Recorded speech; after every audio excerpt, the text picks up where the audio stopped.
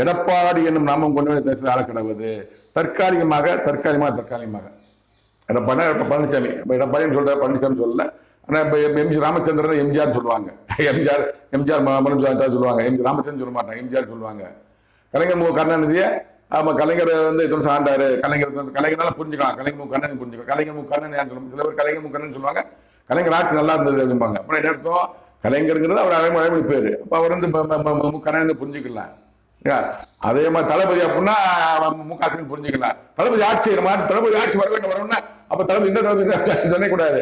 முக ஸ்டாலின் அர்த்தம். அது எடப்பாடிங்கிறத அவரை குறிச்சு கூடுறாரு. எடப்பாடி பழனிசாமினா பழனிசாமி சொல்லாம எடப்பாடி மட்டும் சொல்றாரு. எம்ஜிஆருக்கு ராமச்சந்திரனுக்கு எம்ஜிஆர் மாதிரி, கலைஞர் கருணாநிதி கலைஞர் மாதிரி, தளபதி முக ஸ்டாலினுக்கு தளபதினு சொன்ன மாதிரி தளபதி ஆட்சி தளபதி வாழ்க்கை தங்குவாங்கன்னா அது மாதிரி எடப்பாடி தளபதி அவருக்கு குறைச்சல் கிடையாது. நம்ம முக ஸ்டாலின் சொல்லுவாங்க. அதே மாதிரி எடப்பாடின்னு ஒரு கடவுள் சொல்றாரு. தப்பா நினைச்சுக்காதீங்க.